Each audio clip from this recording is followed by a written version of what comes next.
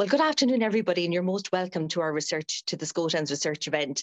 Apologies, as I said, I'm having a little bit of difficulty with my laptop, so I'm joining you on my phone, and I hope you can hear me clearly enough. Please, Tricia or any of the colleagues, just give me a hands up or let me know if there's any difficulties with it. So just to say to everybody joining us, we're delighted you're able to be with us today. Why are we having the research event? Well, a number of reasons.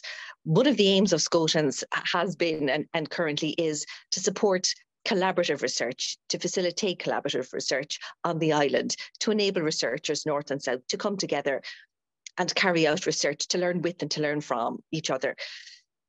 We would have, and again, we're delighted this year is our 20th anniversary, so we're particularly delighted that you're with us today. Over the past 20 years, our seed funding research initiative has enabled researchers or encouraged researchers to look at something local, a specific area that you have an interest in, find a partner on the other side of the border, be it north or south, and work together on that specific one. So it's a bottom-up approach per se. In the last 2 years, we've been delighted and really excited at a new partnership with the Shared Island Unit from the Office of the Taoiseach in Dublin. And they funded some slightly larger scale research projects. So today we have researchers that are going to speak with you, both from who are currently working on it or who have worked in the past on our seed funding initiatives, and people who are currently working on the Shared Island initiatives. So you'll have a wealth of information and a wealth of data at your fingertips today. We're hoping that at the end of the session today, or by the end of the first hour session today, that you may be either inspired or it may provide food for thought for you. You may decide you'd like to contact some of the people who've spoken today, or it may trigger, I suppose, thoughts with you either on the content, the area, or on the methodologies. And you might be prompted to apply for seed funding research this year. In particular this year, our seed funding has a call for those who maybe have never applied for seed funding from SCoTENS before, or who haven't done so for the last 5 years. We'd also ask you in your own institutions, if there are new or beginning researchers, that you might encourage them, potentially work with them, or at least encourage and support them to apply for the seed funding as well.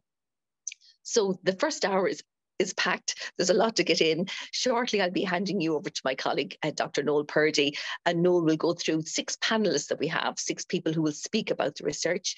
Following that, we have the launch of the SCoTENS annual report. After that, the launch of the John Coolahan Research Award. And then for the last half an hour, that will bring us to the end of the hour. And for the following half an hour, for those of you that would like, Dr. Conor Galvin will lead us through some of the points and the ideas about seed funding. So for those of you that have been interested in applying for it or who'd like to hear more about it, Conor will facilitate that last session.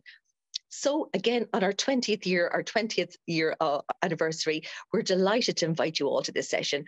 And without any further ado, I'm going to hand you over to Dr. Noel Purdy, Director of Research and Scholarship in Stranmillis University College, and Noel will talk you through the next section of the event.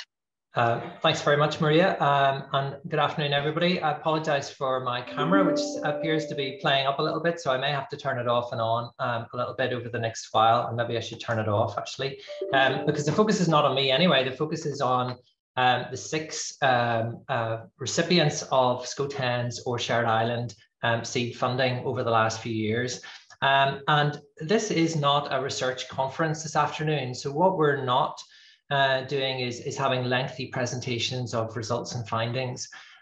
This is really a celebration of collaboration, north and south, and very much in the spirit of SCoTENS, which, as Maria said, is celebrating its 20th anniversary this year. So we have 6 speakers who are each going to speak for 4 or 5 minutes and tell you a little bit about the collaboration that they were involved in, which has been funded by Shared Island or SCoTENS. And we have sent them 3 guiding questions, I suppose, to try and help them along. The first is for them to tell us a little bit about the research group, the collaboration that was enabled by the funding. In other words, who was involved from their end and from the other jurisdiction as well. Secondly, to summarise the main cross-border collaborative activities that were facilitated. In other words, to tell us a little bit about the research and how that they carried that out. And thirdly, and really significantly, what were the most significant personal and learning gains for them resulting from the funding? So quite a lot to pack into 4 or 5 minutes. Some of our speakers this afternoon are just going to talk to us, which is absolutely great. One or two others have got a photograph or a slide to show us as well. So a bit of variety in terms of presentation, but each person will probably talk for about 3, 4, 5 minutes over the next half hour. So without further ado, and since my camera is still not working, I'm going to hand over to our first presenter. And the first three, I should say, the first three presenters have received that larger pot of money, the Shared Island SCoTENS Research Call funding, which was €25,000. And our first presenter this afternoon is Dr. Elaine Murtagh from UL, from the University of Limerick. So over to Elaine. Thank you very much, Elaine. Thanks very much, Noel, and hopefully you can hear me okay. You can let me know if there are any issues. So my name is Elaine Murtagh, and I am presenting on behalf of our project, which is called Shared Responsibility Across a Shared Island, Teaching Social Justice in Initial Teacher Education. And it's a collaboration with Ulster University. We started off as a project, particularly within physical education, teacher education, but now our team has grown as more people have got involved in this exciting project. The questions that Noel mentioned there, I actually received slightly different ones. So if it's okay, I'll stick to the ones that I've thought about in advance. But I think in my response anyway, I'll address those topics that Noel mentioned. So just to give you a little bit of background to the project, the aim was to develop and share through practitioner research a teaching approach to social justice across two of the initial teacher education programs. So our PE program at the University of Ulster and the PE program at Ulster University in Coleraine. And the aim is to encourage the teacher educators and the pre-service teachers to learn with and learn from each other within and across the jurisdictions. And we're looking at the extent to which specific social justice issues maybe are unique or not to their jurisdiction, and also to school placement contexts.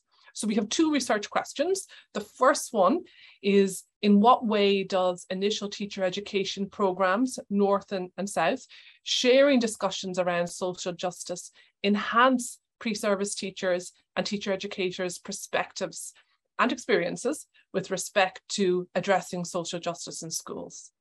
And then our second question is asking what considerations need to be addressed in formalizing a shared initial teacher education space to both discuss and enact social justice in schools. So we're right in the middle of the project at the moment, and there's three main steps, if you like, that are involved. Excitedly, we've brought together our pre-service teachers from UL and from Ulster. And they've met on a number of occasions. And the first thing that happened is that pre-service teachers paired up with a peer from another jurisdiction, and they collectively identified a specific social justice area of interest. And that might have arisen earlier from working on school placement, for example. And the kind of topics that have come up, some are related to race and ethnicity, some related to gender, sexuality, diversity, for example. Next, the pre-service teachers engage with research on the topic of interest and then develop their understanding a little bit further through researching and finding literature. And then the third step is that these pre-service teachers work collaboratively on designing action plans that they will use within their school placement contexts. And they're asked to implement the action plan, take note on how their students react, and reflect on this. And then at the end of the school placement, we're going to meet online again, and the pre-service teachers from North and South will share their experiences. So in terms of the final question I have is, what will be the benefits of the project? So there's general acceptance for some time that education is likely to be the most powerful instrument in increasing mutual understanding and perhaps increased cooperation across the island of Ireland. And we're seeing, lots of cooperation now at the level of both the teacher educators in the project and the pre-service teachers. and sharing and considering the extent to which these social justice issues, are prevalent and how they are addressed, and providing all the study participants with direction on how to evaluate their current programs and practices have been really fruitful. And this is having an impact on content, on curriculum development, on implementation, and on pedagogical practices. So I hope that gives you a flavour of the project. I might just put a link in the chat to where you can find out more about it. That's great, Elian, and apologies for the confusion over the questions, but as you said, they're very close to where we were anyway. And congratulations, of course, on receiving that funding. And there was a lot of competition and a lot of entries, and so well done for securing that funding from Shared Island and SCoTENS. We're going to move on, if that's okay, to our second presenter this afternoon, and that's my colleague, Patricia Eaton, who hopefully is waiting next door here in Stranmillis to speak. So as my webcam still plays around, Tricia, I'm going to hand over to you and turn my camera off. Thanks very much. Thanks, Noel, and good afternoon, colleagues. It's lovely to be with you, albeit remotely. So I am representing our project, which was called Criteria, Cultural Responsivity in Teacher Education, Research and Action. You think I would know it by now. You can say I'm having to glance to remember my own acronym. So our project is really the 4 participants. So ourselves in Stranmillis University College, and working with Dr. Martin Brown and indeed Joe O'Hara at DCU, Manuela Hines from the University of Galway, and then Joanne Hughes from Queen's University in Belfast. So we have 2 northern partners and 2 southern partners. As the title said, we're looking at cultural responsivity. So the purpose of the project really is to look at preparation of initial teacher education students to teach in multicultural and multilingual classrooms. And we've had some really interesting debates about the differences across all parts of Ireland and what we mean by multicultural classrooms and multilingual. And there's been some really interesting discussion around that. Our idea really is to do, or the project is to look at an audit of what currently happens and how people are defining multiculturalism, multilingual classrooms, cultural responsivity at the moment.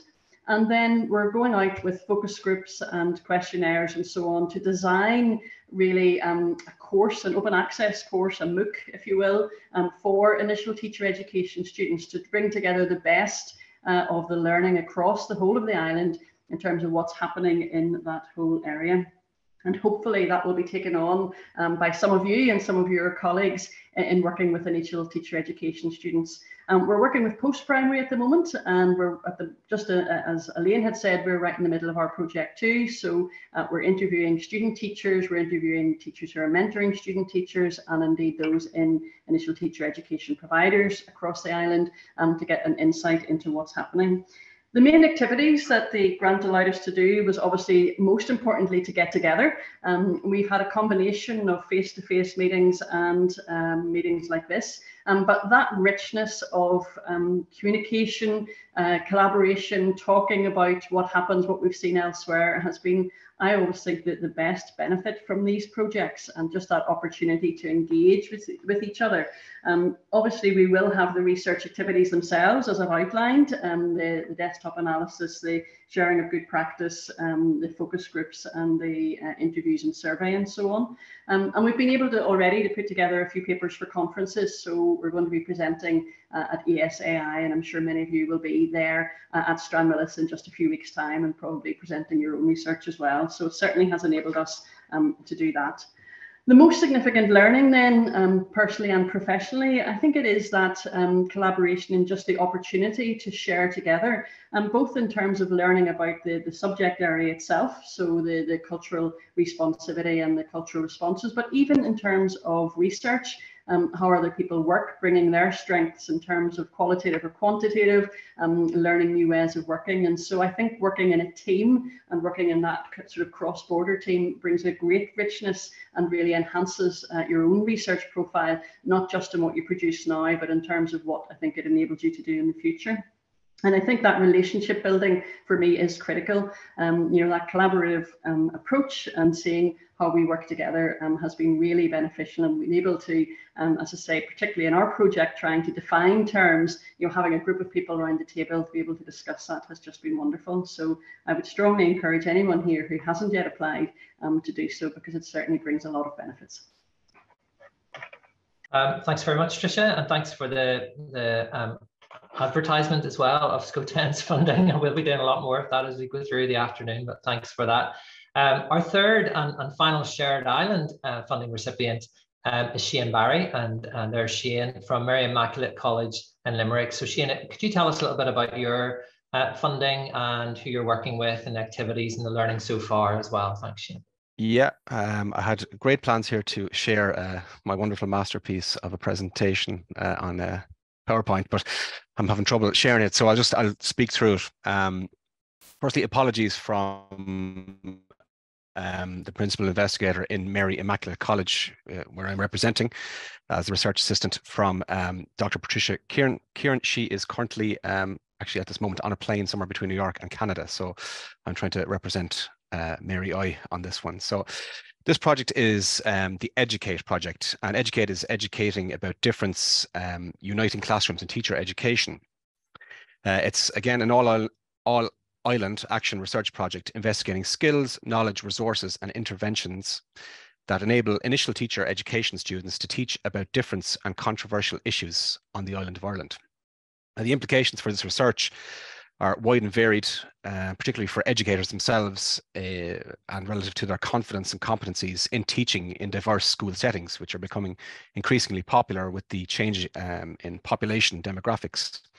So this is a North-South project partnership involving Mary Immaculate College, University Ulster, Community National Schools, Educate Together, and the Northern Ireland Council for Integrated Education. So the main context of the research is the concept of the ITEs going out into EMI schools, which are equality-based, multi-denominational or integrated schools. And the 4 questions that we were looking at, I'll try and give them briefly as possible, looking at the opportunities and challenges of exploring identity and addressing difference in diverse primary classrooms. Questioning what are the skills, knowledge, attitudes and values that explore identity, addressing difference and teaching controversial issues in diverse classroom settings. How prepared are the students that eventually graduate and go out into the real world are in regards to teaching in diverse classrooms, particularly with the emphasis on the EMI school context. And finally then, what pedagogic interventions can support these IT students to teach effectively in this particular area. The importance of the collaboration North and South has been essential to this research, involving various perspectives, particularly from the I suppose the context of the traditional Catholic settings that we would be used to down here from teacher training schools, compared with the diversity in the North. So what we looked at in creating a baseline survey as part of our research design, that involved collaboration between all of the partners involved in this research. A couple of expert panels as well, to whittle down about 60 items that we thought would represent the opinions, attitudes of students as well as practicing EMI teachers. So we're looking at 4 stages in our research. Stage 1 is establishing this context, so building this baseline survey, as well as administering a number of focus groups, both north and south of the border. The second stage then is the intervention, and this is where the students both north and south of the border will receive specifically targeted modules aimed at helping them support and address diversity in the educational landscape that they are most likely going to face when they graduate. As part of this, then, develop an online space for the ITs to work collaboratively with educational officers from the EMI schools that they will eventually, I suppose, graduate into in some cases. The third stage then is the application of the research to that point, and this is kind of all centers around the student placement and the practical implications of or the practical implementation, I should say, of the learned skills that they have to date, focusing on that particular intervention at how to address and support diversity in the classroom. Part of this then, we'll develop an online Padlet platform sharing resources among the various practitioners north and south of the border. And the final stage then is the evaluation and dissemination of the overall project. So the evaluation would be a repeat of the baseline survey that we administer at the very start of the school year, the pre-placement survey, pre-intervention survey. And then we repeat that again at the end, as they said, to assess was there any changes in opinions, attitudes, practices, or teaching self-efficacy, for example, now that they've been in the environment and they've received the interventions. And finally, then we'll carry out focus groups again to get a kind of a deeper qualitative analysis of their experiences, and hopefully then develop some recommendations for teaching practice as well as teaching interventions. So far to date, we've conducted a pilot survey and focus groups in Northern Ireland. So we've collaborated, as I said, all the partners on developing this particular survey and administering it. So far to date, we've had 33 Northern Ireland PGCE, postgrad certificate in education students take the survey administered online via Qualtrics. And we've had 6 participants in a focus group in the north of Ireland as well, again, focusing on experiences and opinions in diversity in the classroom. And my final point here on my slide as I'm reading here, you'll probably see me going left to right like I'm looking at a tennis match. We've had some preliminary results from the focus groups, very interesting topics and points that were raised that we had not considered as partners or as the expert panels themselves, particularly related to parents, dealing with parents. So it's one thing dealing with controversial topics in the classroom and supporting students. It's the other aspect of it, the dealing with parents, and some students feel, I suppose, reluctant to even engage with certain, what we would call controversial topics. So we defined controversial topics as the status that are protected in the Equal Status Act 2000. And the survey showed us, this will be my final point, that the 33 students that took the survey, the initial baseline survey in the north, the areas that they are least comfortable discussing in a classroom environment or even engaging with are gender, sexuality, and, interesting enough, the traveller community. So we hope to move from this pilot stage that we've conducted, refine the survey a bit more, and focus more on the delivery of those interventions modules as part of their kind of pre-placement experience in the classroom. So that is more or less our project to date.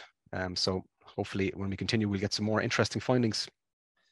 Thanks very much, Shane. And you can see for everyone else, just the ambition of these projects, which have been funded by Shared Islands, really collaborative endeavours with multiple partners, multiple methodologies often as well.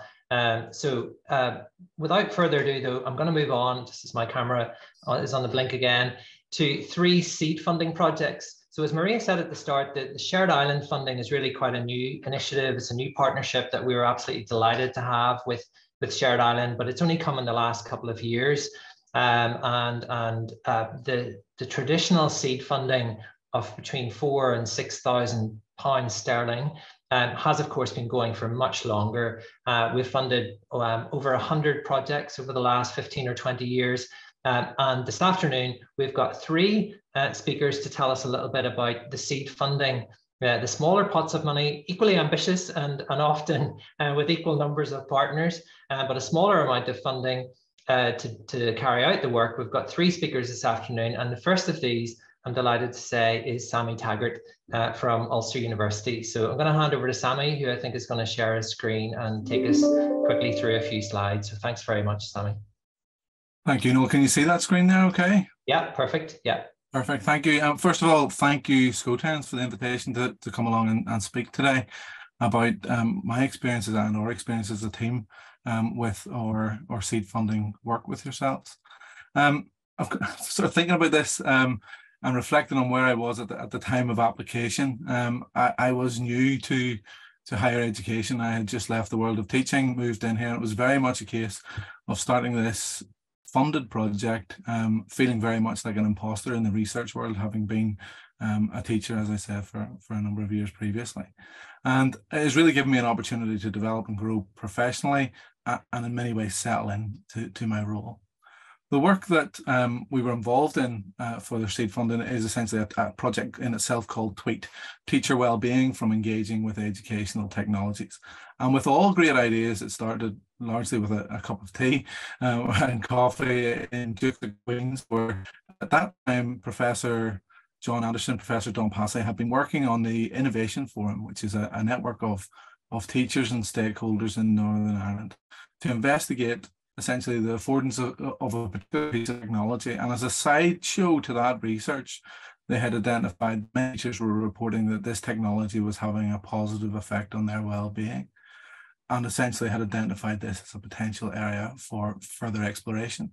So we sat down and we talked it through, and as a result of talking it through, we essentially had worked out that we wanted to work together across the island, essentially coming from the work that the Innovation Forum had already done to investigate this notion of teacher well-being connected to technologies. So we built our team, and as I say, the three profs and the imposter, essentially John, who had been involved in his work as an inspector and essentially the architect of much of the digital infrastructure across Northern Ireland. Don, whose life work has been investigating the benefits of educational technologies, and similarly then our Dublin partner in Professor Deirdre Butler, who again's life's work had been focused really, really heavily on digital technologies. So what were we trying to do within this project? Well, we agreed that there was significant amount of work already exists on the effectiveness or otherwise of educational technology and learning, but largely the impact that it may have on teacher well-being was largely untapped or unknown. So we wanted to test the technological adoption, if done effectively, and specifically may be of benefit to teachers in the classroom. So we came up with a project, and this was in March 2019. We did our work on our acronym as we do often in the SCoTENS page, and we come up with TAUGHT, teacher-assisted wellbeing for, technology-assisted wellbeing for teachers, and it was rejected. It was unsuccessful at that time. Now, again, fail fast. Number of months we got our outcome, and credit to SCoTENS. It was a quick turnaround, and we knew where we stood very rapidly. So we did go away. We looked at how we engage stakeholders in the project, how we could remap the work that we were trying to do towards a successful bid, and we resubmitted in March 2020, and that bid was successful. Now, March 2020 is known for many things, not probably that we submitted a SCoTENS bid, but obviously COVID landed right in the middle of that. And here we are trying to investigate digital technologies in a sort of digital avalanche. And we were concerned when we essentially got the very good news from SCoTENS that we've been successful, that the whole sort of core of our project was going to be tainted by the immediate experiences that teachers were having with technologies. So rather than going into school when A, they were dealing with so much, and B, we were so tired of our Zoom fatigue and our Teams fatigue, we deferred that, and we didn't actually start collecting data until early November in 2021. What do we do in terms of our cross-border work? Well, essentially we looked at 6 schools across the north and south, range of sizes, primary and post-primary, and the funding allowed us to engage with these schools to essentially identify how they were using technologies and what impact that might be having in relation to their well-being. So we researched we entered school leaders, classroom teachers, those specifically coordinating ICT within their schools, and we worked then with the key stakeholders north and south to test the framework and the proposition that we had used to conduct those interviews. And you can, of course, access our report. If you want to pause the video, whenever you're watching it as a video, you can scan the QR code. But so far, we have submitted our report to SCoTENS. We have a journal article which is currently under review. We kindly had an opportunity to share our initial findings with SCoTENS at their conference recently, and we have a literature review underway for our second journal article. Reflecting on the learning gains, I am immensely grateful to SCoTENS for this opportunity, essentially taking me at that imposter stage. And whilst obviously the seed funding was investing in the concept of the idea, it has been a really significant investment in my professional development, working with such experienced colleagues, and understanding that process of developing a bid, albeit for a smaller seed funding pot of funding, but also getting a real understanding of managing that process and taking the lead in that. I'm sure we can all agree to some degree that the systems of financial management, etc., within institutions can be really challenging to get your head around. And again, this broader project has given me a great understanding of how that works personally within the university, which has been then since applied to other projects. And a real takeaway for me has been just the kindness and generosity of colleagues who are more experienced than I, and it's been great to have that. And I will be forever grateful to SCoTENS for the opportunity. Thank you all. Thanks very much, Sammy. And it's really heartening to hear that positive endorsement of SCoTENS and that kind of mentorship that we hold dear in SCoTENS, that the encouragement that there's been since the very start to try and encourage less experienced researchers to work with more experienced researchers. And that's something that myself and many others around the screen, I'm sure, can vouch for as well. So thanks for that. Our fifth speaker this afternoon, and well done to all the speakers so far for keeping to time. I'm very impressed. Our fifth speaker this afternoon is Dr. James Nelson from Queen's University in Belfast. James, I know, was having some sound issues earlier on, but hopefully that's been cleared up. James, can you hear me okay? I can hear you. Noel, can you hear me okay? Yeah, perfectly. I see you very clearly. So. Oh, that's great. Super. Great. Thanks very much. Thanks, James. Okay, well, I'm taking a slightly different tack. I know I've been asked to speak about the seed funding project, maybe in relation to the one I've been most recently involved in, but I thought I would take a longer view. And it seems to me in this anniversary year that maybe is not a bad idea. I've actually been involved with 3 projects over the years. The first one back in 2011 with Bernadette Flanagan, who was then at All Hallows. And then after that, I was involved with Jones Irwin from DCU, and most recently with Kate Stapleton from Mary Immaculate, who's here this afternoon as well. And my particular research interests relate to the interface between religion and education. And these 3 different projects have allowed me over the years to explore 3 quite different perspectives on that interface between religion and education. One was on spirituality and education, one on similar to Shane's project about diverse beliefs and cultures in schools and how we as teachers and teacher educators are responding to that. And the most recent one looking at the role of religion in teacher appointments and promotions in schools on the island as well. So it's been a real pleasure to have had such great opportunities across the years to be involved in these different projects. And the other thing is that each one was quite different in the approach taken. And I think that's one of the great advantages of SCoTENS is there's a certain amount of flexibility and an encouragement for creativity and a space for creativity in the style of work that they will fund, which is a little bit different from some others. So for example, the first project I was involved in was a day working towards a day-long workshop in which we had a Canadian academic expert who came along and facilitated that workshop. And then there were some focus groups that came out of it. The second one, we used a series of what were Delphi-style seminars with teacher educators and representatives from various stakeholder groups, I suppose, or school sector groups to talk about diverse beliefs and cultures in schools and how they were being handled. And then the third project, it was, I suppose, a more traditional approach of interviews with teachers. And in particular, we were interested in interviewing teachers who self-identified as non-religious. And that we asked them about their experience of teaching in various schools. On each of these occasions as well, the output was slightly different.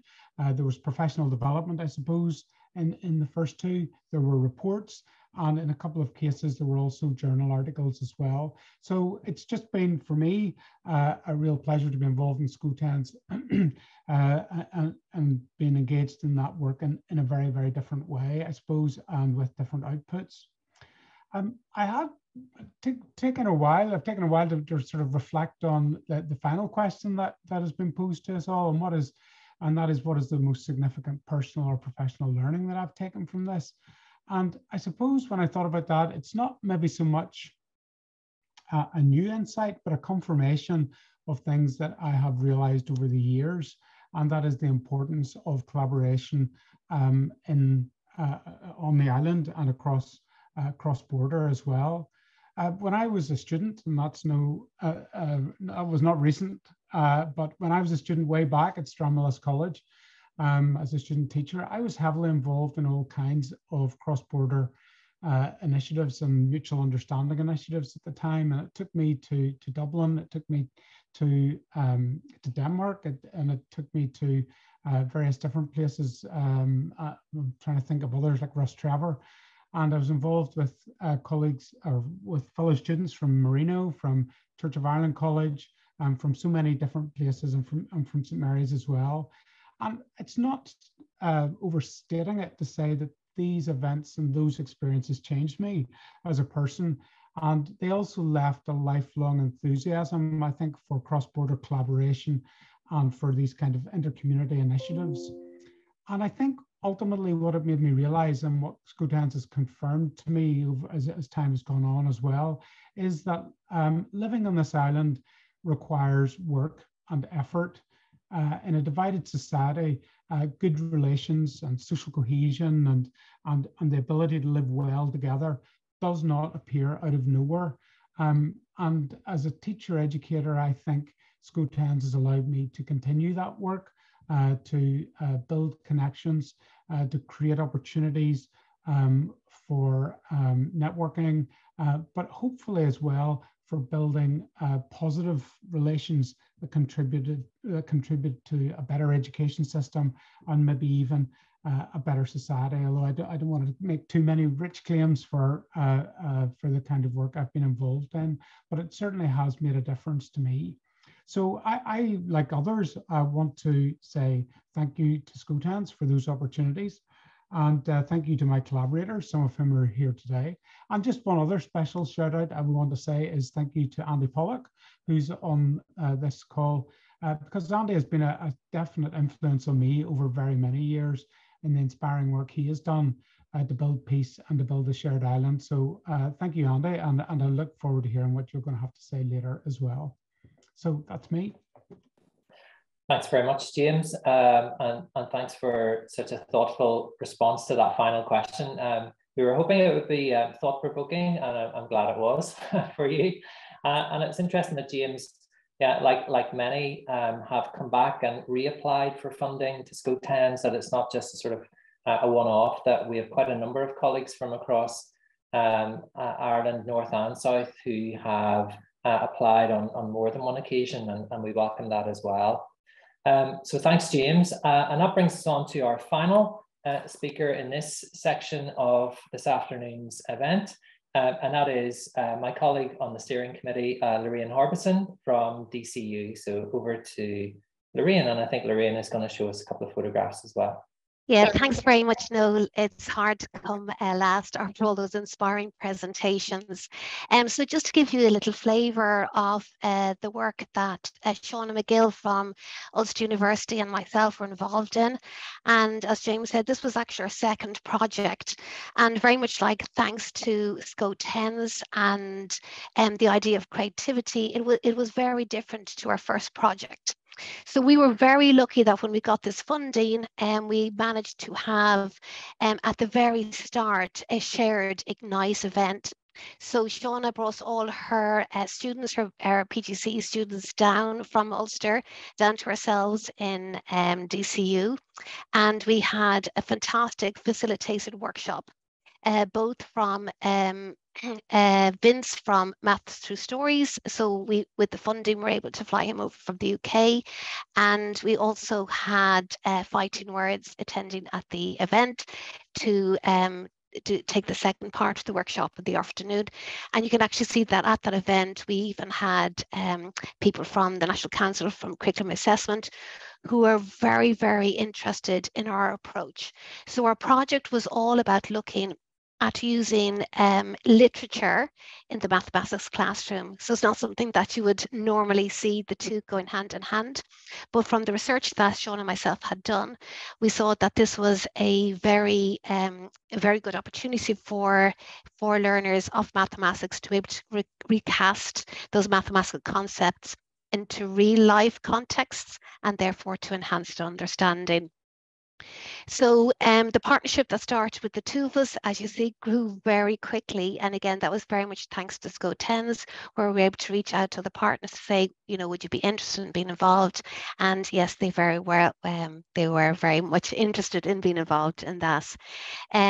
So as you can see then, the activities that took place. So after this very first Ignite workshop, the funding that we received from SCoTENS allowed us to go and source suitable literature that could be used in the primary school maths classroom, and in particular in the upper primary years where it hasn't been up to nearly doing our research, a pedagogical tool that has been used. So we were able to do that, and we're able to again, just give little tokens to teachers to try out the books in the classroom and let us know how they get on. So from all of that, we implemented this particular approach with our pre-service teachers in our seminars. We kept in touch with each other, all via Zoom. We were all very good at Zoom at that point. And at the end, I just think I'd like just to share with you the report that we had at the very end, which is very different to some of the reports that you might have seen in the past.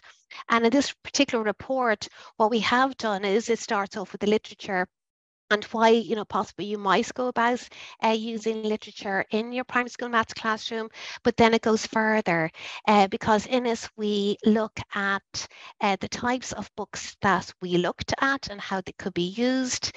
We looked at how possibly if you wanted to get involved and use literature yourselves in your classrooms, how you could go about maybe choosing those books.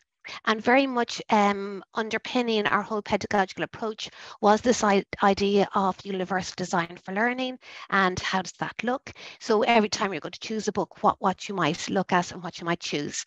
We also supplemented our report with samples of our own students' work. So that's some of the work that Shauna's students had done when they were using their storybooks up in Ulster. And here was some of the work then, say that some of my students had got involved in. So for us, it was a really positive experience because sometimes I think, yes, we're both trying to prepare pre-service teachers for the mathematics classroom, but this actually gave us an opportunity to work together and actually co-design a module together. So it was a very, very rich opportunity for both of us, and has actually given us a love with, you know, using kind of I suppose, very innovative pedagogical approaches with our students, and actually just, I suppose, having the kind of confidence of giving us a go. So that's it. That was my short presentation. And as a thanks to SCoTENS, I'm sure we'll be in touch with them again, looking for funding in the future. Thanks very much, Lorraine. And it only remains for me to thank all 6 of the speakers, Elaine, Tricia, Shane, Sammy, James and Lorraine, 3 from the north and 3 from the south, nicely balanced this afternoon, for agreeing to speak and for really talking us through the learning gains from the collaboration that we've had. And hopefully you've seen the wide variety of theme, the wide variety of methodology, the range of partners, including some more and some less experienced partners, but also I hope shining through that the value of collaboration in terms of personal and professional development, in terms of research development, but also understanding of another jurisdiction and perhaps an understanding of our own jurisdiction as well, from having to look at it from another person's perspective. So thank you to all of our speakers. I'm very conscious of time here. I could say a lot more, but I'm going to hand over now to my colleague on the steering committee and the Northern co-chair, Dr. Gabriel Nguyer, who's the Senior Tutor for Development at St Mary's University College. And Gabriel is going to introduce the launch of the annual report. Gabriel.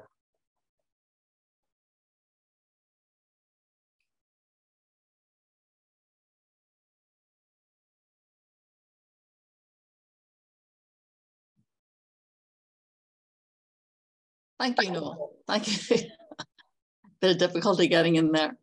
That was just amazing. Thank you so much. Well, thanks, Noel, for leading us through the session, but to our 6 presenters who gave us insights into very practical, useful pieces of research that would be valuable for teachers out there and for pupils. But I think what most impressed me was the warmth that came across. So you're enjoying being involved in these studies, whether you're currently involved or have completed. So well done, congratulations. Undoubtedly you will motivate and reassure other people out there who are maybe watching this webinar and will be impressed that this is a worthwhile and that it is possible for them to get involved in this kind of work. So get those applications in, and remember the deadline, 28th of April 2023. So now to move on to the next stage in the programme, when we launch the SCoTENS annual report 2021 currently. And each year we invite a special guest to launch the annual report. And this year the SCoTENS committee was really pleased whenever Mr Andy Pollak accepted our invitation. He is a much respected, much loved friend to SCoTENS and an advocate for the principles and the aims that have been guiding SCoTENS in our work over the years. So Andy Pollak has been known throughout his career as a researcher, and an author, an editor, a journalist. And in all of those roles, he inspires people with his unwavering commitment to peace and reconciliation. And he has been promoting peace and reconciliation throughout the island, and has impressed us with his expertise in North-South cooperation. So Andy was the founding director of the Centre for Cross-Border Studies, and in that capacity was serving the SCoTENS committee through the Secretariat for many years. So we owe a huge debt of gratitude to Andy Pollak within SCoTENS and in the wider communities across this island. So I will now ask Andy to step forward virtually and to launch the SCoTENS Annual Report 2021. Thank you, Gabriel. Can everybody hear me? Am I coming through loud and clear? Am I coming through? Yes. Yes. Okay. So thank you very much for inviting me to launch your annual report, and particularly to James for his very kind remarks, and to Gabrielle for her very kind remarks.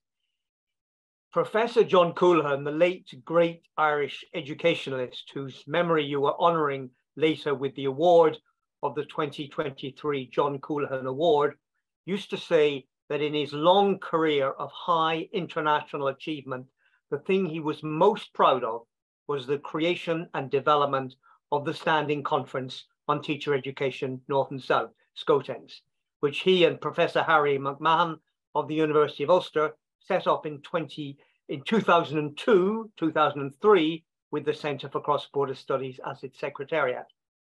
This morning, as I counted the 123 research projects SCoTENS has seed funded in the past 20 years, I was once again amazed at the huge output of this highly innovative North-South network. In the words of one of its evaluators, Professor John Furlong of Oxford University, it is, quote, an incredible achievement, which had produced, quote, an enormous amount.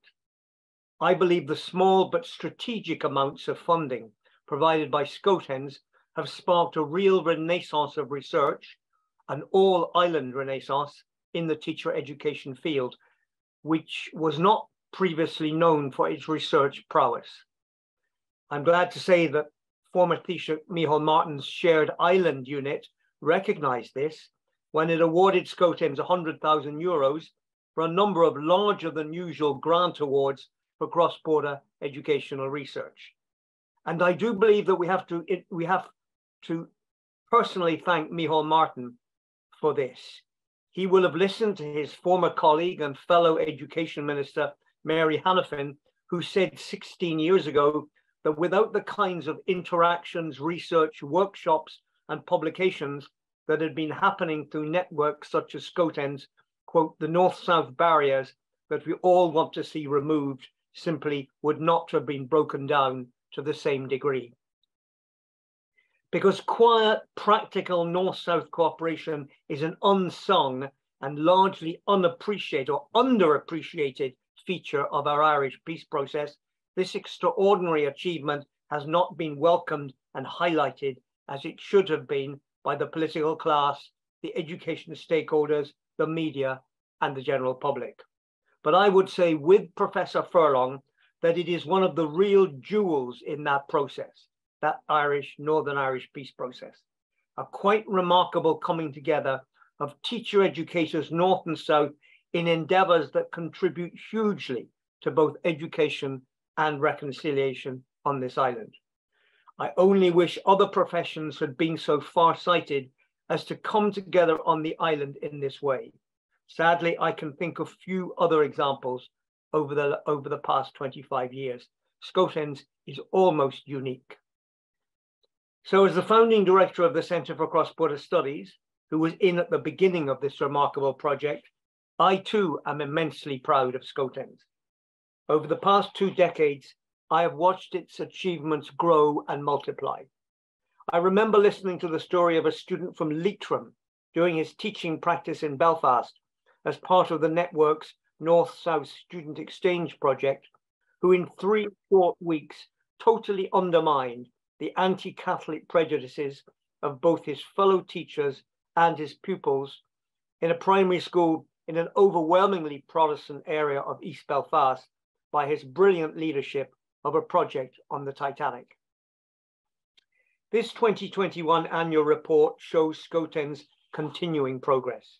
9 more research projects funded, an innovative online version of the North-South Student-Teacher Exchange project invented to cope with the COVID lockdown, an exciting international conference, another feature of the network over the years, on teacher education and social justice, with the radical and extremely challenging Stephen Ball of University College London as the keynote speaker, and over 240 people from 17 countries attending online.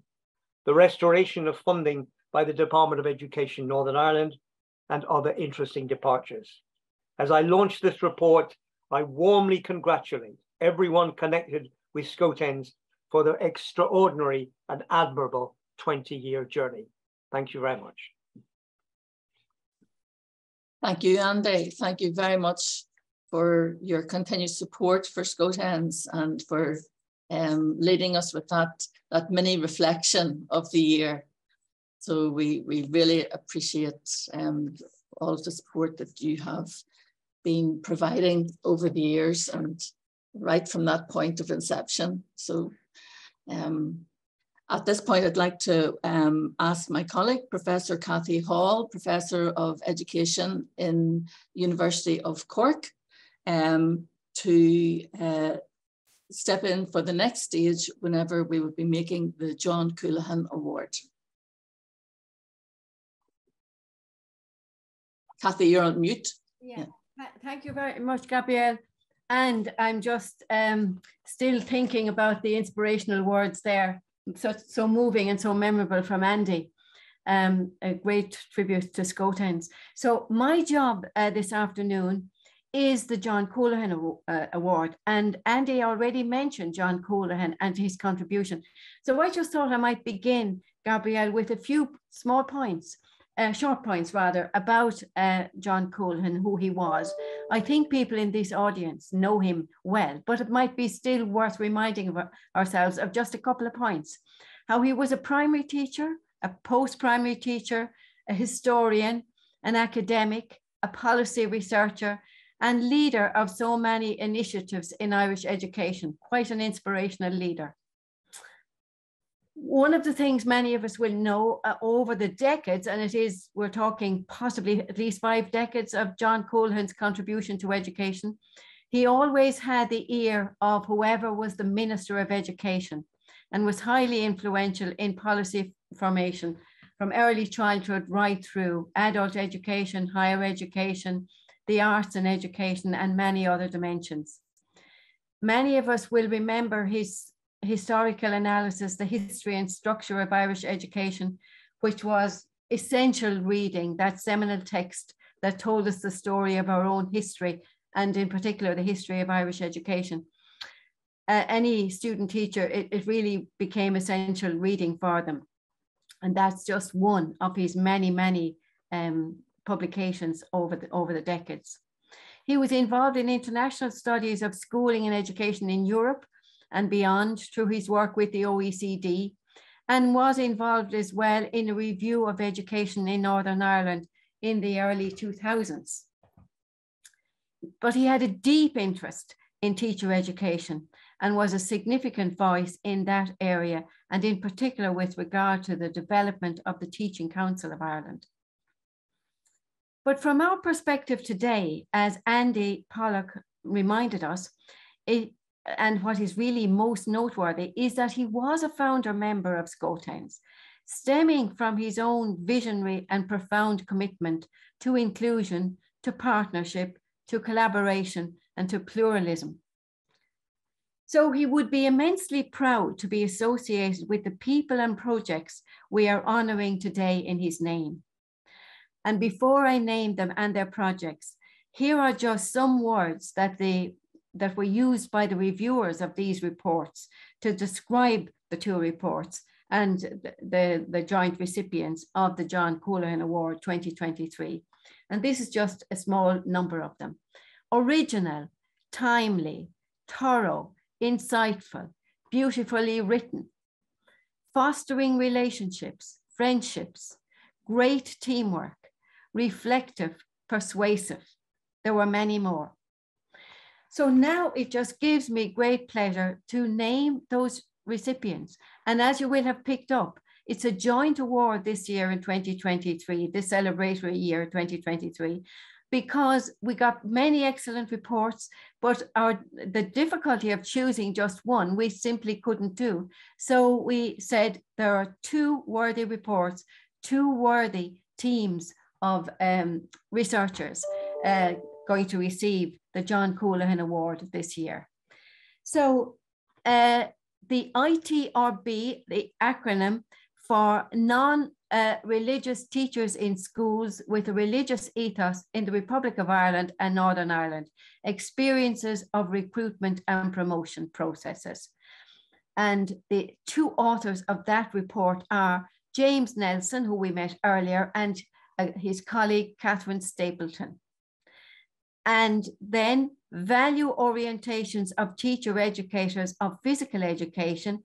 The acronym is VOTE PE. And the author team are Maura Coulter, Kieran Walsh, Susie Mackin, Tony Sweeney, David McKee, Elaine McLaughlin. So I need to raise up the two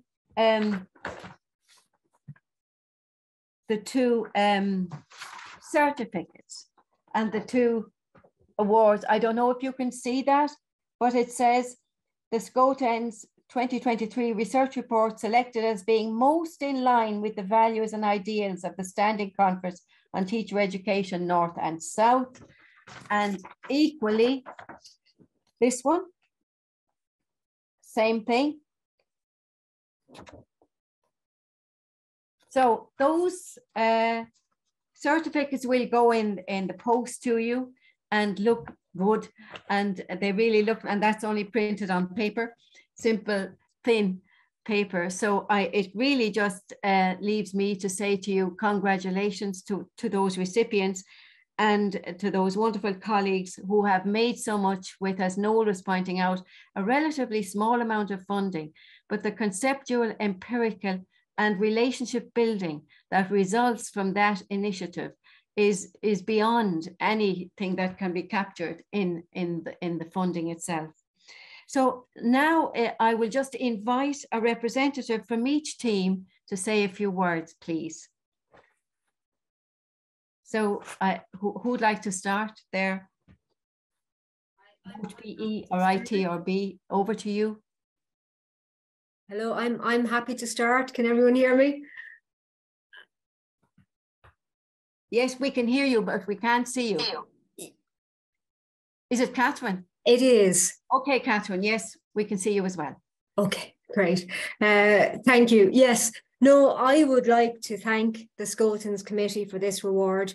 We're delighted to receive it, myself and James Nelson, and we value the boost it will give to our own research. Our research highlighted the experiences of non-religious teachers in various school types on the island of Ireland. And we believe it is a small step towards making our education systems more inclusive in an increasingly diverse society. SCoTENS seed funding provided us with an opportunity to work collaboratively on a shared interest.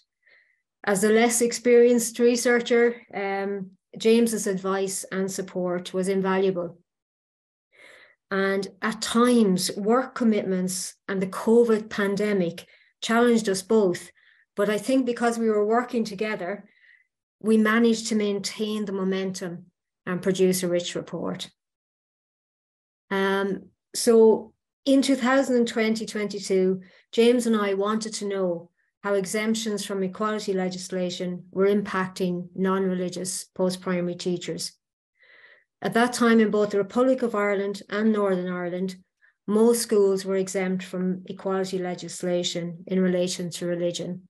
That was the Northern Ireland Fair Employment and Treatment Order 1998 and the Irish Employment Equality Act 1998, Section 37.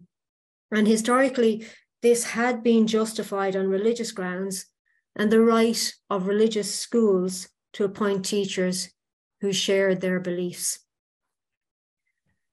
Together, we learned that ETB schools in the south and controlled schools in the north could not be described as either secular or religious, as fully secular or fully religious.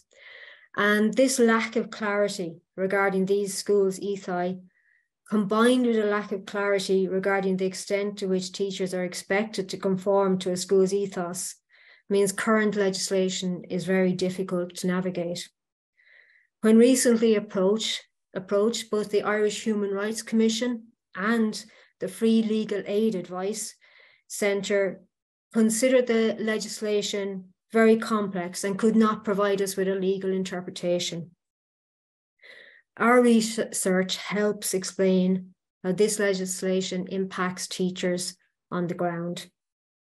We took a qualitative approach and interviewed 15 teachers across non-religious teachers across both jurisdictions. And we used in vivo 10 computer software to aid the thematic analysis of the data. And initially, myself and James were unsure whether we would present the findings from the Northern Ireland teachers separately to the teachers from the South. But on doing the analysis, it became very clear that teachers shared many common experiences.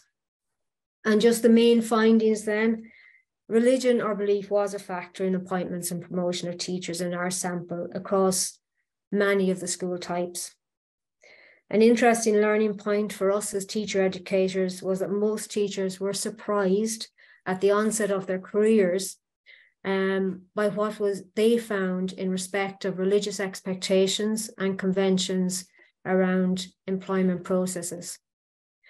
In schools managed by Catholic authorities, candidates' beliefs were often explicitly taken into consideration on application forms and at interview. For example, a tick box on an application form asking if they were willing to uphold the ethos, the Catholic ethos of the school. However, what was less expected by us as researchers were reports of significant religious influences in factors relating to employment or promotions for some controlled and ETB schools. And these influences on the employment process were less explicit, but nonetheless real for teachers. Temporary contracts and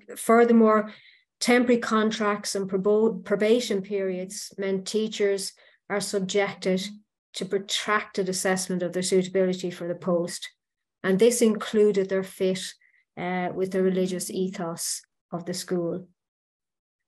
Trying to gain or maintain employment trying to gain or maintain employment or promotion as a non-religious teacher in a religious school caused the majority of participants to experience identity dissonance and also personal ethical conflicts. And many lacked confidence in owning or expressing their non-religious identity. The religious climate of the school permeated much of their professional experience, including their relationship with peers, students, and senior staff.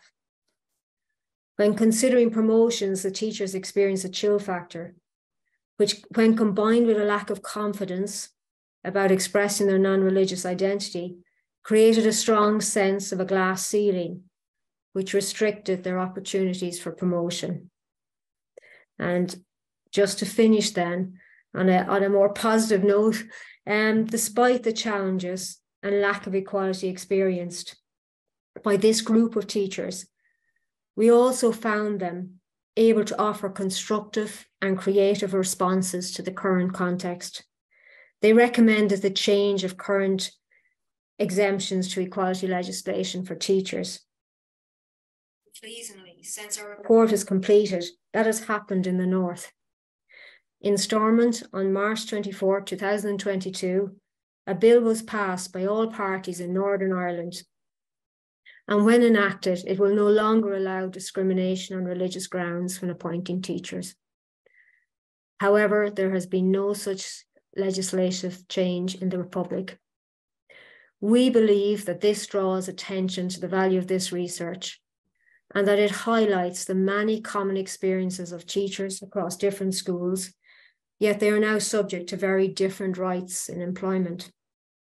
Such incongruity between the two systems highlights the need for further change. While legislative change is hugely important, our teachers also made other recommendations regarding the cultivation of an inclusive ethos in all schools.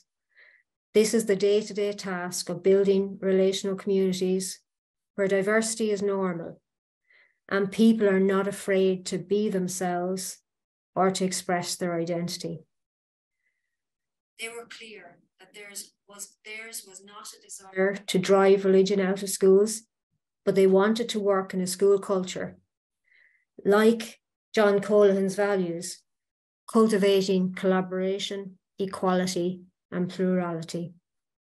So for this reason, we are delighted to accept this reward and hope that it will continue to promote those values in the education system. And James, if you'd like to add anything else there. I think you've said it all, Kate. So thanks to everyone for the award. Much appreciated. Thank you, James, and thank you, Catherine. And we look forward to that being disseminated beyond the, in all kinds of audiences, because it certainly needs a hearing. Thank you very much. So, both PE colleagues, have we got a representative? Hi, Kathy. Thank you so much. I'm Maura Coulter here, and I'm going to speak on behalf of the team. So, watching the Oscars last night and listening to everybody today, I've loads of prep done on my acceptance speech and all the different people I'm going to thank. So, but firstly, on behalf of the team, we're really delighted to receive the Coolahan Award. And as I say, I have the privilege of receiving the award on behalf of the team today. So to thank the SCoTENS committee for deeming this project worthy of the award. Now, just to give you a little bit of what the award was about for us. So the seed funding we received gave us an opportunity to work with other colleagues in our field whom we may not normally work with on a day-to-day basis, and not to mention the timing of the award after COVID and the excitement of the six of us of actually getting to see people and work with people in 3D and to see students. So it was the excitement of the project and the excitement of just the context we were working in as well was great. So the sustained engagement throughout both the virtual and face-to-face interactions we had through the course of the project, it afforded us the opportunity to develop friendship, genuine partnership and close cooperation. And this facilitated in-depth reflection on our professional practice.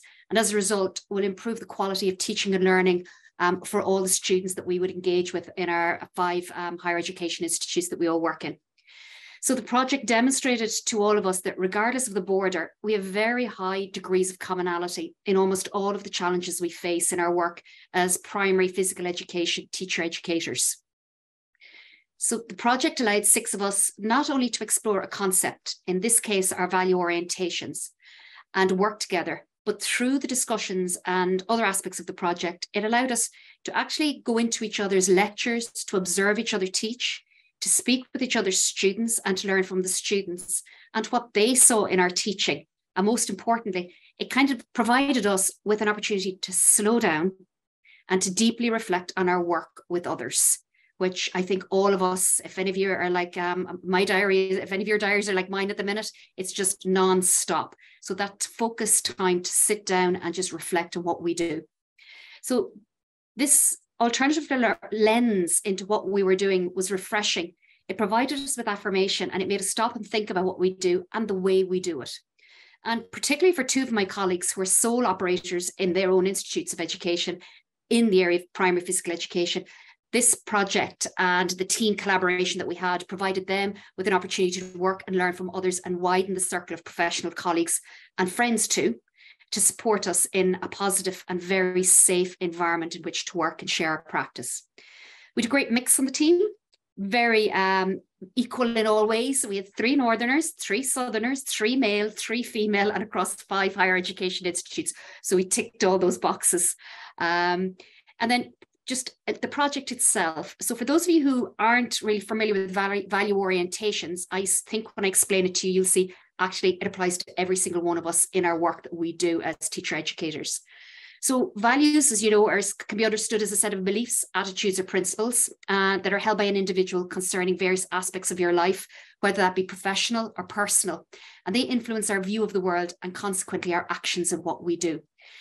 In physical education, there's a broad literature on value orientation, and they talked about 5 things. The first one I'm sure is obvious to everybody. It's about discipline mastery. So do we focus on performance of skills and application of skills and appreciation of healthy behaviors?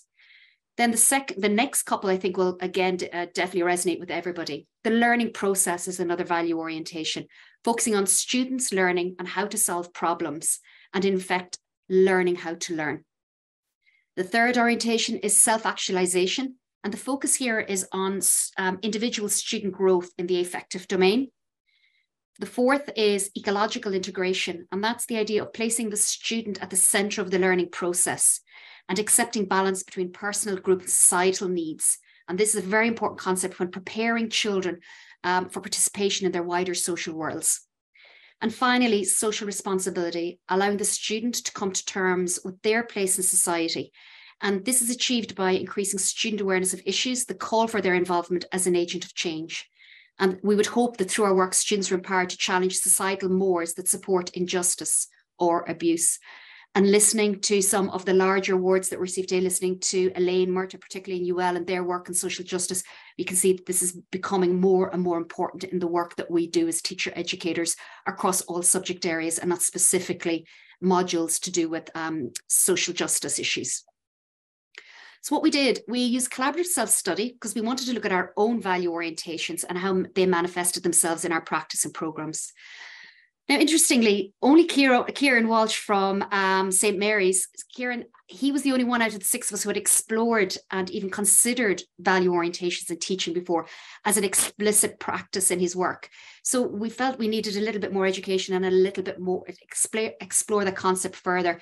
So we invited a prolific researcher in the area of occupational socialization and value orientation, Professor Matthew Kurtner Smith from the University of Alabama in the US, to support us in our thinking about value orientations. And while he was there to help us with the project design and to help us with the methodology and the research components, it was amazing how we all said afterwards that that engagement with Matt really was a wonderful professional learning opportunity as well. So it fulfilled a number of purposes for us.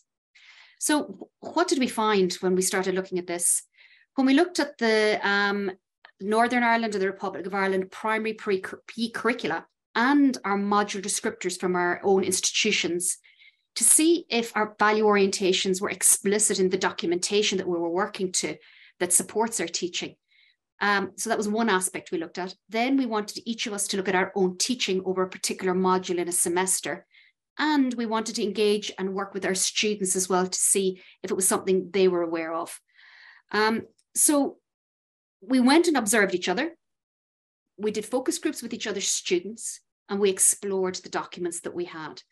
And in exploring the documents, we noted that in the North, it was very obvious as skill development was dominant there, and how in the Southern curriculum, it was more balanced. The value orientations were balanced across the curriculum.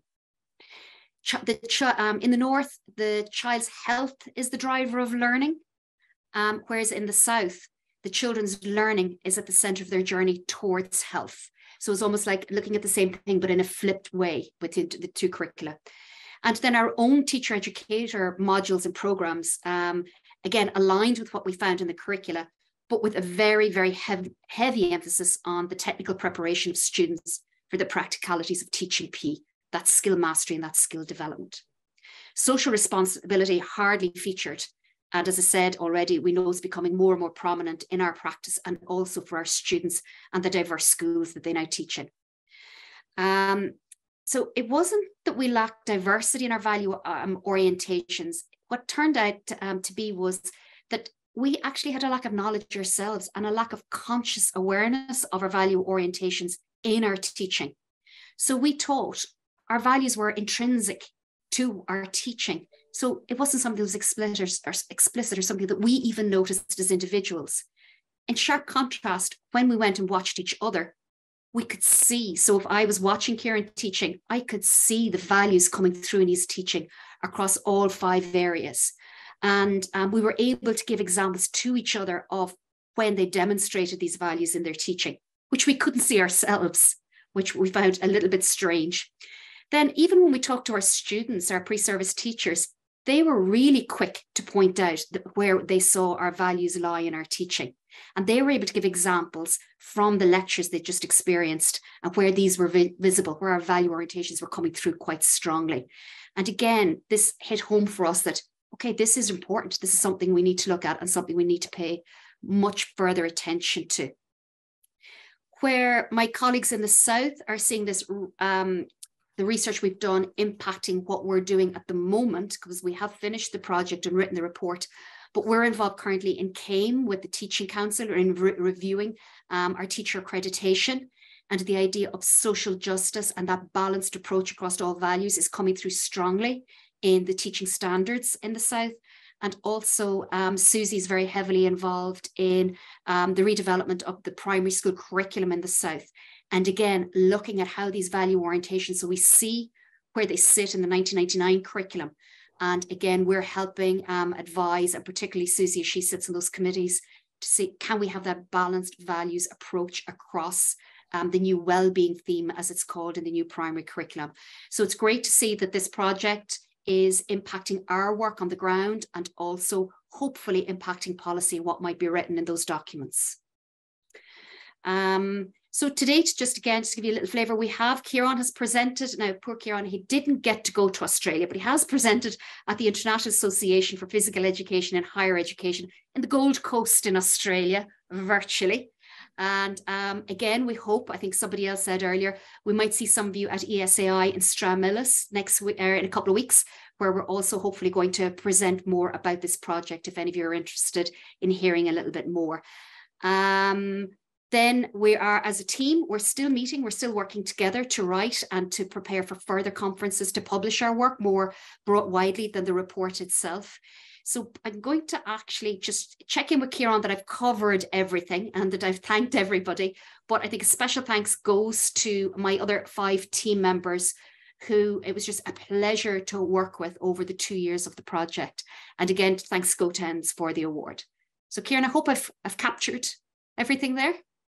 You have, yes. Thanks, Laura. That was fantastic. The one thing I would add is to say that examining your own beliefs about your professional practice is a risky kind of a business, and I know that for us to support each other and understand that we were all taking huge risks in exposing our beliefs to each other was a big deal for all of us, especially for me. It really was for me, because I have taught this at undergraduate and postgraduate level, and it really informed my understanding of the core concepts So yeah, you did a fantastic job, Maura. Thank you. And the chance to work with SCoTENS was a really enriching experience for me and for the rest of my friends. Thank you. Thanks, Kieran, and thank you, Maura.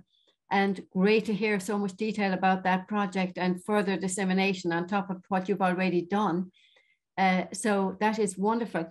And I suppose the recipients of the John Coolahan Award today just give us a flavour of what can be achieved with SCoTENS seed funding. So in that regard, I'm going to immediately hand over to my colleague. I hope Dr. Connor is there. Absolutely, wouldn't miss it. Good to hear you. Connor, I'll hand over to you, and you're going to help us think further about how we'd bid for funding, for SCoTENS funding. So I'll hand over to you. Thanks very much. Congratulations again to all the recipients. Absolutely, and it's wonderful to be on this side of the fence in the sense of hearing what's been happening in relation to the seed funding for the past while. I've been involved in seed funding since the very beginning, so it's almost like seeing a child grow up in a way. If you can bear with me, those who are interested in staying, please do. Those who are interested in leaving at this stage, don't feel obliged in any way to stay on the line. What I'm going to do in the next, well, it was supposed to be 30 minutes, but let's go for 15 or a little bit more, is do a very brief introduction to the concepts behind the seed funding approach, and then to open it for questions. I'll spend most of the time on questions, I think, because it would make more sense to do so. But I will start with a couple of screens, if that's okay. Not just because I prepare them, but because I think they will actually help a little bit. So what can we say about seed funding and the process involved? I'll probably say three things. A little bit initially about the dates and the basic requirements, and then a wee bit about the evaluation process, the principles, how we look at seed funding applications and what we look for. And I think that's probably as much as we can hope for in terms of the time that we actually have.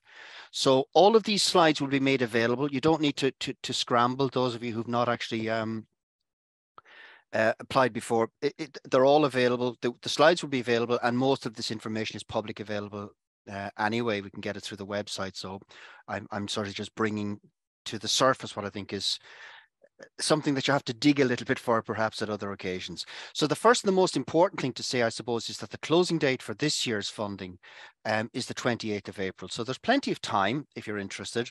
And all of the work that we do in relation to seed funding goes through the SCoTENS website. So that's scotens.org/seed-funding-schemes. And that'll get you to the pages where you'll get to know just about everything you need to know. All proposals must have a north and a south partner. That's important. You must have one from the north of the border, one from the south of the border. It doesn't matter beyond that, if you have 6 or 8 or 10, whatever, probably a few too many, but you can, as long as you have 2, you can have 2 or 3 or 4 or 5. We don't worry too much about that. The 2 lead partners, however, must be from institutions that are fully paid up members of SCoTENS. Now, this causes a little bit of heartbreak from time to time. So do please make sure that your institution is paid up if you're going to make the application. We've never turned anyone away, but it is important that we try to keep the funding lines going as well, because it's the funding from the institutions that pay for the seed funding applications mostly. Therefore, it has to be signed off by the heads of departments on both sides. So you must have a signature from the north and a signature from the south. And we're very keen, as I think our Southern Chair said at the very beginning, we're very keen this year to have proposals from people who've not bid for a number of years for various reasons, or indeed who are new applications. We're particularly interested in new applications this time round. So the website is there. It contains just about all that you'll need in terms of the process itself. There's a link point, the blue one, where you can put up a request if you're interested in looking for partners. If you want to see what's already up there, there's a list of people who've already put up suggestions and they're looking for partners either north or south. Please have a look there before you kind of go to all the trouble of starting your own, because there's some good proposals there already. And then finally, there's the link that'll take you forward into making the full application in and of itself. Right. Principles. what happens when you make the application? Well, the first thing I'm supposed to say is that the completed applications come to a nominated subcommittee of SCoTENS, North-South representatives, primary, secondary representatives, and we have developed a process and a marking scheme over the years, which I'm happy to share with you at this stage. So effectively, a group of us will always read. It's never just one person who reads the application. It's always the subcommittee that reads the applications. We read, we annotate, we offer a grade, and then we share with each other. So if you like, each of us goes through the process independently, and then we come together to make a final decision. We always advantage the applications where possible, and we try to find ways to fund as many as possible. The process is criterion referenced, and these criteria are publicly available. And again, they will be in this slide set, made as succinct as we possibly can. And the one point I should perhaps say is that while we do fund lots of kind of related activities from time to time, the main emphasis for seed funding is to do with teacher education. So teacher education activities that involve teacher educators, or that involve the processes of educating and developing teachers. So a very wide definition of teacher education, but it really must contain some element of teacher education to be taken on board for SCoTENS.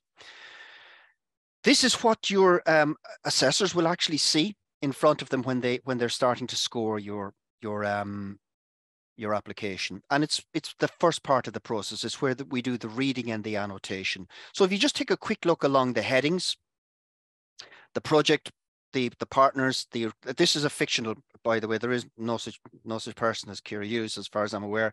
But it's a kind of, it gives you a sense of what the first cut will look like when we've been through the process. So we look at a number of things. We look at the methodological and theoretical robustness. We look at value for use. We look at capacity building. We look at the economic value, or the value for money, and we look at contribution to mutual understanding and reconciliation. Those headings have been consistent all down the years in terms of what we've tried to do with the seed funding. So people who've been involved in seed funding will recognize them, but they're not immediately transparent to many, new applications. So what we have is a way of unpacking those in the series of questions that are now built into the application form, which is online. But I'm happy to go through, and it will be a little bit quick. It's going to be kind of whistle stop. I'll go through each of those main headings very quickly, just to give you a sense of what's involved. The point would be a methodological robustness is to do with, well, the design. The value for use is who's going to get the best value, who's going to make use of these materials, these resources when we use them. Capacity building is to do with the teams and the size of the teams and the membership of the teams. And then economic value is, are we getting some kind of value for money from the whole process? And then is there a strong leaning towards North-South understanding and developing that particular area? Now, the first one, criteria reference, pretty straightforward in many regards. Will the project contribute to the field? Does the project proposal build effectively on what's already out there? In other words, are people aware of what's already happened, and are they building on it rather than reinventing wheels? Is the research design good? Is it strong? It doesn't matter whether it's qualitative, quantitative, mixed, literary based, performance based. We don't really mind. We're not, we're very open to all of these things, but it must be trustworthy. It must be presented and defended. Does the project propose effective ways of dissemination? So from the very beginning, are you thinking about how you might disseminate and spread the word? And does it conform to ethical standards? The simplest way to do that is to make sure that one or other, or in some cases both, of the institutions put the project through their college ethical standards processes. The second one is value for use. Who are the beneficiaries? Who's going to get advantage out of this group? How effectively does the project identify the needs that it's seeking to address? We all have ideas about what's needed out there, but how do we actually convince people that what we're thinking is actually something that's really needed. So those arguments are important when it comes to making claims for value for use. Is it timely and to the point? And you've heard indeed from some of the comments and observations that Professor Hall mentioned earlier, this comes up quite a bit. Is it, you know, the timeliness, the importance, the significance, the relevance of the work? Are the outputs, whether they're websites or materials or conferences, likely to be seen as appropriate? And will they be of good quality and value to the users? And then overall, how effectively does the project appear to be in terms of its practical impact? So is there thinking about the impact from the get-go? That's important to us as well. And how is that represented in the application? The third criteria is capacity building. Who will benefit in terms of capacity building? And usually the best way to do this is to try and involve people who've not been involved before, or to bring in young researchers as part of your team. That helps to build capacity within the institutions, you know, on both sides of the partnership. Does the project appropriately identify the needs of different groups of participants? In other words, if you're doing a project that's about student teachers, please give us something to go on in terms of what you think the student teachers will gain from it, what capacity, capability, competence, to use that expression, will be developed in and through the student teachers groupings. So if the project is about a particular topic, make sure that there's a focus on capacity building within that frame throughout the project and through the pitch that you make. How will it enhance the capacity in the range of its participants? In other words, not everybody is starting from the same point. And despite what Sammy was saying earlier about feeling, you know, like an outsider, there's no one outside the frame when it comes to good SCoTENS research projects. We're all part of a team, and building that sense of being part of the team is an important part of what we do in the SCoTENS seed funding. Small, but important. How effective will the project be in terms of capacity building is the kind of the overall question we're looking for there. So we need arguments and observations that will help us get a sense of that. The fourth criteria is value for money. Two ways this is showing. In other words, that the money we're providing is going, it looks like it's going to be well spent. So the arguments for doing what you do and using the money the way that you do, I think, that you plan to, are the key to unlocking this particular thing. And what additional benefits are likely to accrue from the project and for whom? So sometimes that can be in relation to an institution, I beg your pardon, might put forward some extra funding to develop and take forward ideas that can be built into the planning. It can be leveraged in various ways. So little claims like that are important, and particularly so given that we can't cover overheads. And you know, we don't cover room hire, we don't cover staff release and stuff like that in the institutions. So that's where finding little bits of extra pot of money can actually help in terms of making the claim that you're getting good value from the money we're giving you and supplementing it a little bit from within home resources. The fifth criteria then, and for me, this has always been one of the most important ones, and I think for colleagues also, to what extent does the project build mutual understanding? And it was lovely to hear the various comments that were made today from people who've been through the various projects about how this is actually being a part of their personal growth and personal development. So how, to what extent does it, and does the project explicitly address issues of mutual understanding and or reconciliation? It's one thing to say it, it's another thing to kind of give us arguments to kind of accept your word. So please be aware of that. It's not enough to claim that you're going to work for it. You have to give us examples of how it might actually work in the real world. The final stage then, and again, all of this is available. So, you know, don't feel the need to scribble stuff down. But effectively, there are two kind of, we have the grid that we go through then, and we kind of tick off. Does it have the title? Has it got the right number of partners?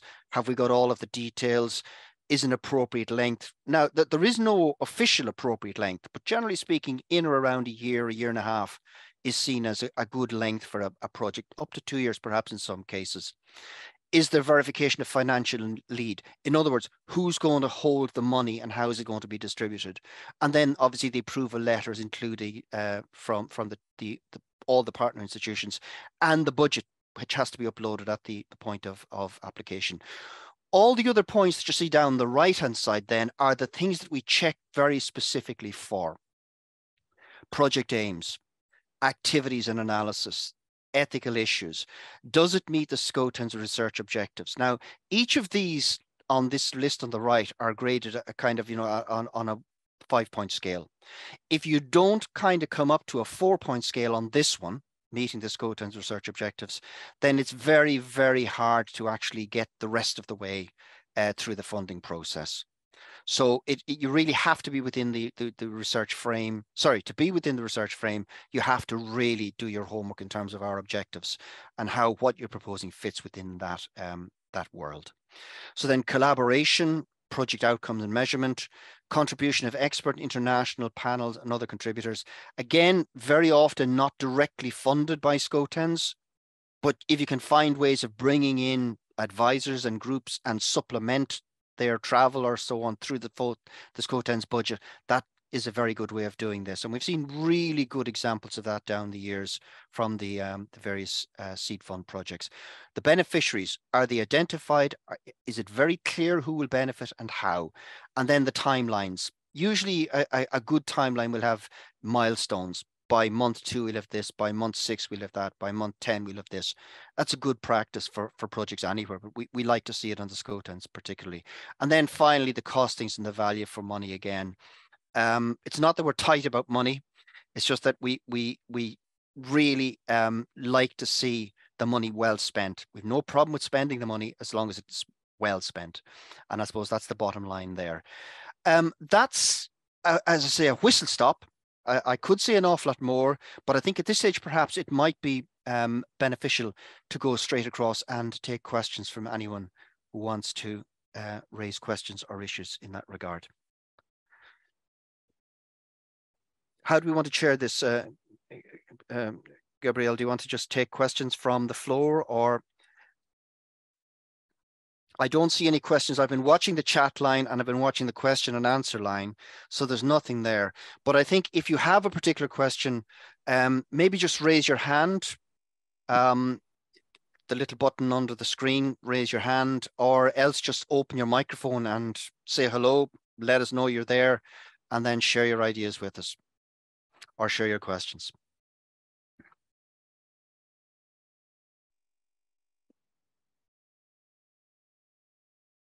So I'm keeping an eye on chat here. There's nothing coming in from the chat at the moment. No. Maybe all the questions are covered. That was very comprehensive. It was very comprehensive, I hope. But again, as I say, we've developed this down the years, and but it may have been a little bit too quick. So please don't feel in any way, challenged by the fact that something I said didn't make sense, or that you want to ask a little bit more or hear a little bit more about any particular element. I'm more than happy. And indeed, colleagues who are still in the room who've been heavily involved in seed funding, scanning down the years, can help. Hi, Colin. It's Nick here. We've got Joanne. One of the attendees has raised her hand, so I'm going to... Okay, I can't see that, Nick, so just... I'll allow her to unmute herself. Yeah, do please, yeah. It's Joanna Flaherty. Okay, right, I'll see you now, Joanna. Hi, how are you? Good. Very well. Thank you to all the SCoTENS committee for a really interesting session today. My question is, it's more of a question or an observation on hearing the inputs from earlier, Conor. And I was really fascinated to hear the projects that focused on pre-service teachers across the border. And I was wondering, in terms of preparing an application, did those project leaders in some way build those activities and those shared experiences into modules at a campus level? Because I was really fascinated by that when I was listening. And in terms, it's not like I have an idea now or anything, Conor, but I was thinking maybe for else on the call, it might prove an interesting question in terms of having that scaffold for a shared experience across. Yeah, there have been a number of examples down the years where projects that have started as seed funding have gone on to become central elements of institutional practice. So in some cases they did what you've said there. They've sort of built modular frames, or they've built material banks, or more importantly, they've built processes and connections. I'm thinking of one project from a couple of years ago that was looking at mentoring within school settings and contexts. So that fed back into both the project institutions, but also it was added to other institutions as well. So we've never officially built modules or anything on the back of SCoTENS work, but certainly colleagues have individually taken their learning from SCoTENS seed projects and gone on to build teaching learning resources within their home institutions, and indeed in some cases continuing the conversation. And that's where it becomes really interesting, because sometimes seed funding is exactly what it says, it's seed funding. So you can go way beyond the seed funding. Very often people will stay together as a partnership, and they'll bring in one or two others, and they'll make a bid for a bigger pot of money somewhere else. So we have seen that happening quite a number of occasions from within the SCoTENS seed fund, either to institutional frames in their own institutions where they can then do the sorts of things you've mentioned, or indeed much more widely where they become involved in larger research projects that have a reach that goes beyond the island of Ireland. I hope that answers it. I'm not sure it does, John. No, it does, Conor. Thank you very much. It just offers an interesting frame to maybe think about a project. So thank you very much for that. Okay. And maybe the point there about, I think it was Noel who said earlier that people can tend to come back from time to time. There's no prohibition on returning for seed funding here. Sometimes people go in completely different directions. And the examples we saw earlier were terrific, from a current holder who kind of has been involved in 3 different projects down the years. A number of people have returned to the well for different reasons and to continue the work that they've started in other areas. So we're always open to that, but we do really hope also that new people don't feel in any way reluctant to apply. There's no usual suspects around here, folks. Everybody goes into the pot at the same time. We treat everybody in the same way, and we always lean, as I say, slightly towards I don't want to use the word younger, because they're not necessarily younger, but the newer applications, the people that are in their first application or sometimes their second application, if the first one wasn't successful, for example. We do keep an eye on that kind of thing, and we try to make sure that people stay hopeful, and we'll always try and fund futures work of various sorts. So thank you for that useful question. Anybody else with questions, specific or general? Again, it's very hard, Nick, to see. I'm with the spotlight kind of thing. I don't know how. Can I remove the spotlight, or does it matter? Yeah. Okay. All right. Don't think there are any more questions. Fine. Well, as I say, the slide set will be made available. It will be emailed. My understanding is, correct me if I'm wrong on this, please, colleagues, but it will be emailed to all who've registered for the session today. And it will also be made available on the website. And if you want to see the really quick version of it, you can always go back to the recording of the event. But we're always open to take questions and comments in relation to this. And please do use the website facility to find out what's out there and to contact us. If you have an idea at all, we'd be very happy to help you work it up a bit. It doesn't have to be close to perfect, but sometimes a conversation will take you a long way down the road.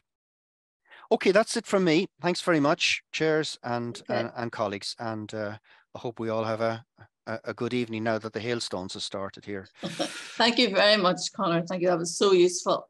And don't forget, everyone, that there is a bit of help with matching up with partners also on the website.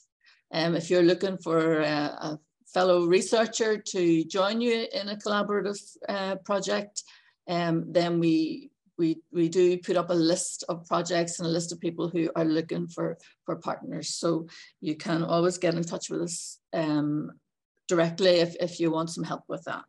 So I would like to wind things up here to bring it to a close. 2 main messages, one a message of encouragement and the other a message of thanks. So I would like to thank firstly our guest speaker, Mr. Andy Pollak. I think it was very evident that everyone here was really, really pleased to have Andy back with us in this role today, particularly in this 20th year. I also wish to thank the Centre for Cross-Border Studies, of which Andy was once the director, and in particular to Tricia Kelly and Anthony Soares for all of their support, usually behind the scenes where the real work happens. I would like to thank my colleagues on the committee. You have met many of them here today and seen how everybody just steps up and takes their role on. And there are many others who are working away or chairing subcommittees.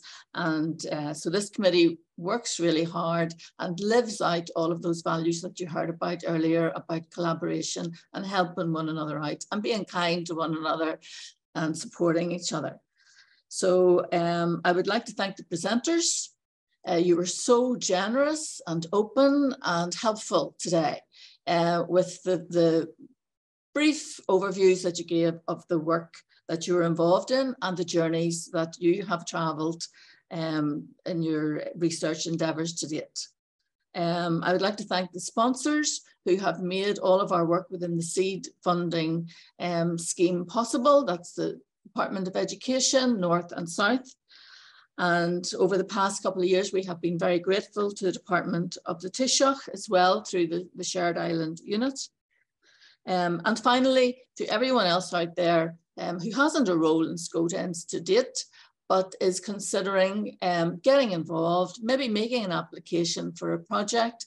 And I think that today, really, you will be inspired to lift that pen or click onto the computer and to get busy with that. So here's hoping, looking forward to working with you in the future. And thank you very much. Have a lovely evening.